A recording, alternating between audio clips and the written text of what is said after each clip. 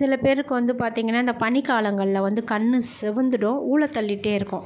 அதுக்கு நம்ம வந்து போயிட்டு டாக்டர்கிட்ட காட்டி ட்ராப்ஸ்லாம் வாங்கிட்டு வந்து போடுவோம். அதுக்கு அதெல்லாம் தேவையே இல்லை. அது வந்து இந்த பனி சில பேருக்கு ஒத்துக்காது. அதுக்கு வந்து பார்த்திங்கன்னா இந்த முருங்கை இலை தான். அது வந்து அதிகமாக எடுக்காதீங்க, ஒரு கொத்து, அதாவது ஒரு 10 இலை அந்த மாதிரி எடுத்துகிட்டு நல்லா வாஷ் பண்ணிவிடுங்க.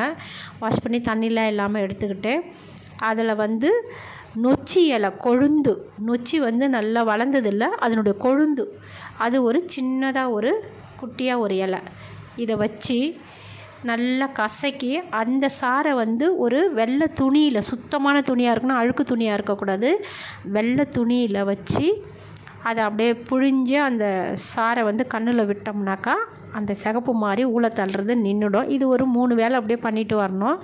துணி வந்து நல்ல துணியாக இருக்கணும். அதுமாரி அந்த கசக்கும் போது கையெல்லாம் சுத்தமாக கழுவிட்டு, ஏன்னா கண்ணுக்கு விடுறதுனால நம்ம சுத்தமாக அதை செய்யும்போது அந்த கண் பிரச்சனை தீர்ந்துடும்.